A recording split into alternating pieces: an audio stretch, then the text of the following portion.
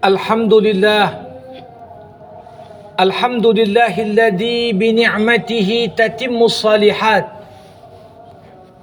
wa bifadlihi tatanazzalul khairat wal barakat wa bitaufiqihi tatahaqqaqul maqasid wal ghayat. Ashhadu an la ilaha illallah wahdahu la syarika lah wa ashhadu anna sayyidana Muhammadan abduhu wa rasuluh wa safiyuhu min khalqihi wa habibuh.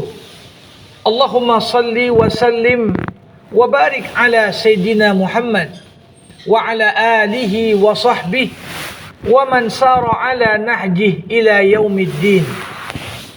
Amma ba'du, fa ya ibadallah, ittaqullah faqad fazal muttaqun. Yaqulullahu tabaraka wa ta'ala fi muhkami kitabih, ya ayyuhalladzina amanu ittaqullaha haqqa tuqatih wa la tamutunna illa wa antum muslimun. Ma'asyiral mu'minin, jamaah sidang Jumat rahimakumullah. Setiap kali kita memasuki bulan Rabiul Awal, bulan ini bulan yang sangat identik dengan hal-hal penting dalam peri kehidupan Nabi Muhammad sallallahu alaihi wasallam. Bagaimana di bulan ini Allah Subhanahu wa taala tetapkan Rasulullah dilahirkan di Rabiul Awal. Rasulullah pun sampai ke Madinah dalam perjalanan hijrahnya menurut riwayat paling kuat di bulan Rabiul Awal. Bahkan Rasulullah Muhammad sallallahu alaihi wasallam menghembuskan napas terakhirnya kembali kepada Sang Khalik juga terjadi di bulan Rabiul Awal. Maka tentunya sebagai umat Rasulullah, betapa penting bagi kita untuk setiap saat mengevaluasi dan menanyakan pada diri kita masing-masing, sudahkah kita laksanakan hak Rasulullah pada diri kita masing-masing? Sudahkah kita mencintai Rasulullah sebagaimana kewajiban yang seharusnya? Bagaimana Rasulullah Muhammad sallallahu alaihi wasallam dalam riwayat, bahkan di detik-detik menjelang beliau akan meninggalkan kehidupan di dunia, masih terucap dari lisannya, as-salah, as-salah, wa ma malakat aymanukum. Tegakkan solat, wahai para umatku. Berbuat baiklah kepada orang-orang yang menjadi bagian dari tanggung jawab kalian. Bahkan Nabi Muhammad dalam riwayat lain mengatakan, ummati, ummati, umatku, umatku, untuk menggambarkan kepada kita betapa besarnya cinta Rasulullah kepada umatnya, termasuk kepada kita yang Nabi Muhammad SAW katakan, ishtaqtu ila ikhwani, aku merasa rindu kepada saudara-saudaraku. Tatkala para sahabat bertanya, siapa yang kau maksud dengan saudaramu wahai Rasulullah? Apakah kau maksud kami? Nabi berkata, bukan, kalian sahabatku. Saudaraku adalah mereka yang beriman kepadaku, menjalankan apa yang kupesankan kepada mereka, walaupun mereka tak pernah berjumpa denganku. Ini potret gambaran bagaimana manusia teragung Rasulullah Muhammad sallallahu alaihi wasallam, pribadi yang tentunya merupakan kewajiban bagi kita untuk senantiasa menjaga rasa cinta dan komitmen kepatuhan kita kepada Rasulullah. Jamaah rahimakumullah, ketika kita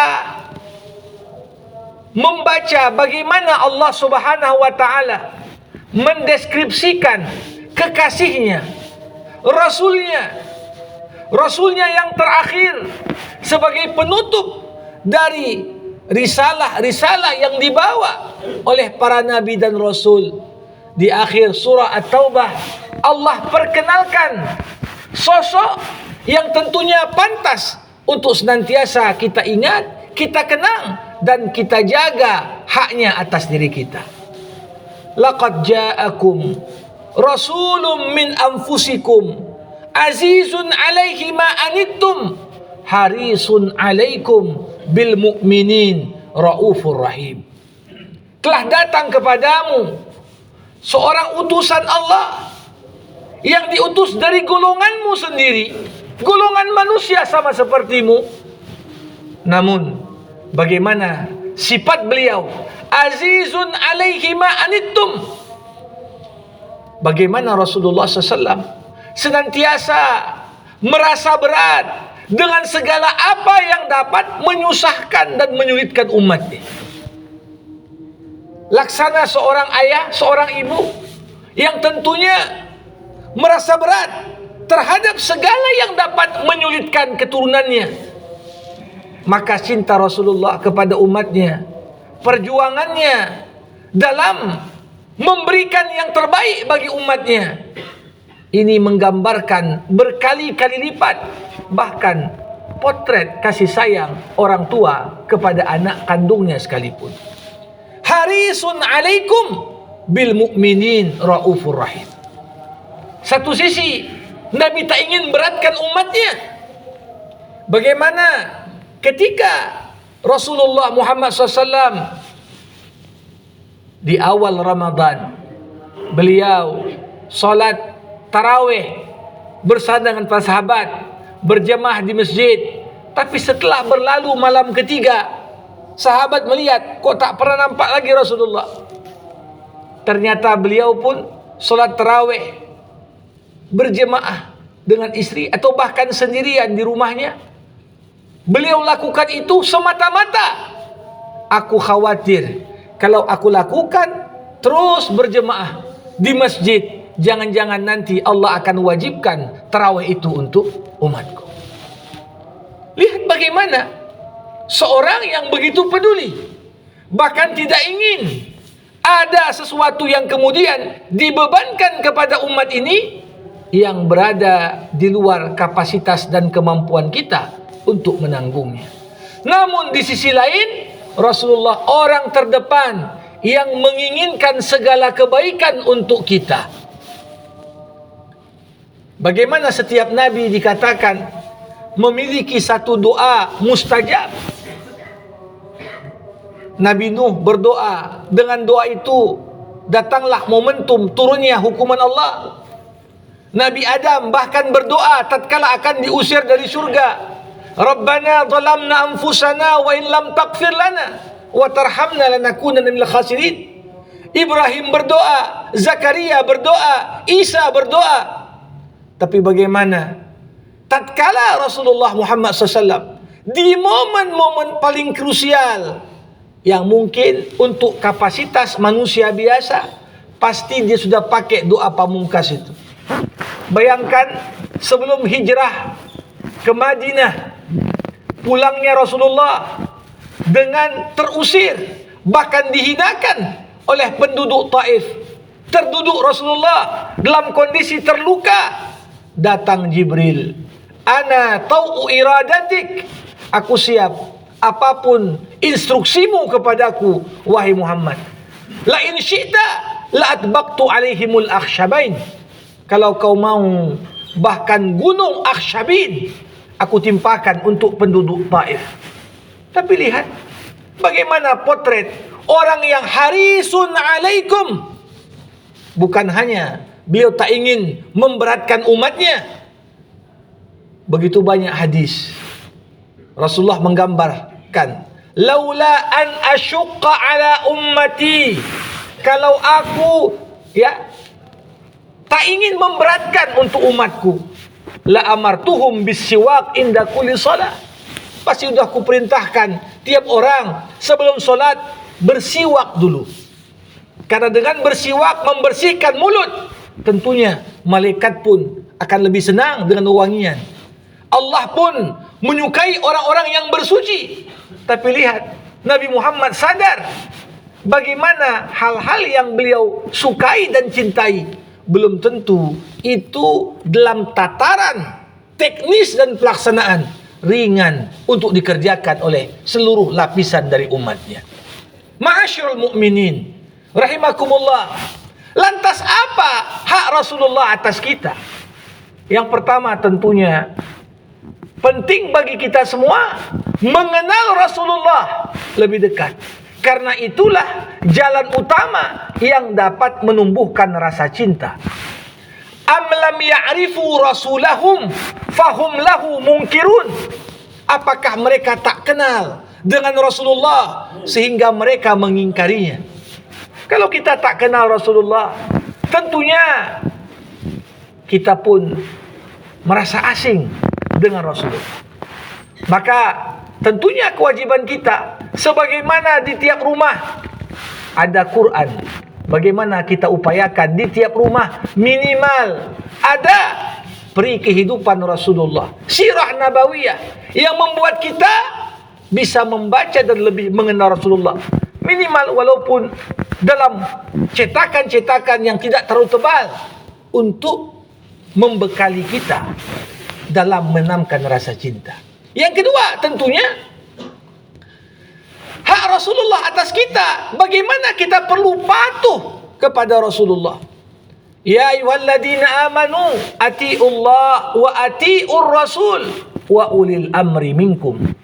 Wahai orang-orang yang beriman, patuhilah Allah, patuhilah Rasul dan pemimpin-pemimpin di antara kalian. Allah mengulang kata patuhi hanya untuk Allah dan hanya untuk Rasul. Redaksi ayat tak mengatakan patuhi Allah, patuhi Rasul, patuhi ulil amri, tapi patuhilah Allah, patuhilah Rasul dan pemimpin di antara kalian.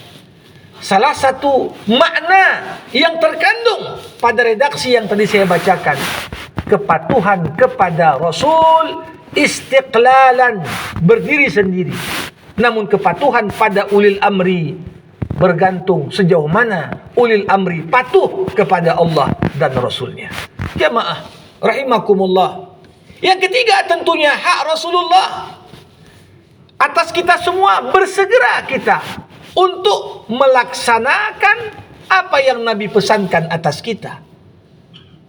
Istajibu lillahi walir rasul idza da'akum lima yuhyikum.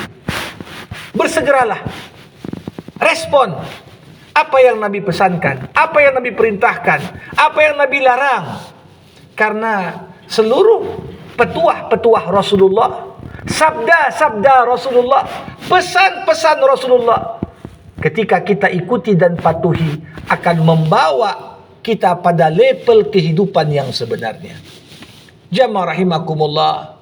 Untuk itulah bagaimana tanda kecintaan bukan hanya sekedar diklaim lewat ucapan. Cinta ditandai dari begitu banyak kita menyebut-nyebut nama orang yang kita cintai. Berapa banyak nama Rasulullah kita sebut sehari semalam, atau bahkan ketika namanya disebut kita ikut berselawat kepadanya. Ini bagian dari tanda sederhana dan kecil yang menggambarkan komitmen kita untuk betul-betul menjaga hak Rasulullah di atas kita semua. Tentunya momentum memperingati bagaimana momen kelahiran Rasulullah pastinya memberikan kegembiraan di hati orang-orang yang beriman. Karena tidak ada rahmat dan karunia Allah yang lebih besar dalam hidup ini melebihi rahmat Allah dengan menetapkan kelahiran Rasulullah sebagai utusan terakhir bagi umat manusia. Kul bifadlillah wa birahmatih fabidzalika falyafrahu. Katakan, karena karunia Allah, karena rahmatnya, hendaklah orang-orang beriman senantiasa bergembira untuk mengingatnya.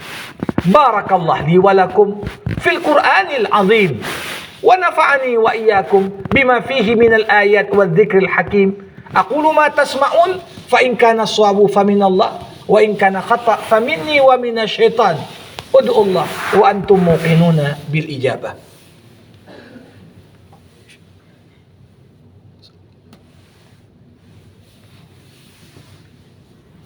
Alhamdulillah. Alhamdulillahilladzi rafa'a qadra ibadihi biqadri tadhiyati fi sabilihi. Ahmaduhu subhanahu la mu'aqqiba li hukmihi wa la mubaddila li kalimatihi. Asyhadu an la ilaha illallah wahdahu la syarika lah wa asyhadu anna sayyidana Muhammadan abduhu wa rasuluh. Allahumma salli wa sallim wa barik ala sayyidina Muhammad wa ala alihi wa sahbihi wa man sara ala nahji ila yaumiddin. Ibadallah, ittaqullah wa'lamu anna Allah amarakum bi amrin bada'a fihi bi nafsihi wa thana bi malaikatihi al-musabbihati bi qudsihi. Faqala ta'ala inna Allah wa malaikatahu yusalluna 'alan nabi ya ayyuhalladzina amanu sallu 'alaihi wa sallimu taslima. Waradallahu al-khulafa'ir rasyidin Abi Bakr wa Umar wa Uthman wa Ali wa an baqiyati sahabati Rasulillahi ajma'in. Allahumma ighfir lil muslimina wal muslimat wal mu'minina wal mu'minat al ahya'i minhum wal amwat innaka sami'un qaribun mujibud da'awat. Amin ya Allah ya qadhi al hajat. Allahumma izzal islam wal muslimin wa adilla syirka wal musyrikin wansur ikhwanal mujahidin fi kulli makan wa fi Filistin ya arhamar rahimin. Rabbana atina fid dunya hasanah wa fil akhirati hasanah wa qina adzabannar.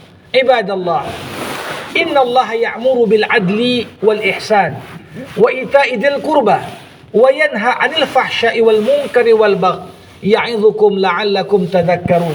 Fadhkurullahal azim yazkurkum washkuruhu 'ala ni'amihi yazidkum was'aluhu min fadlihi yu'tikum wala dzikrullahi akbar wallahu ya'lamu ma tasna'un. Aqimis shalah.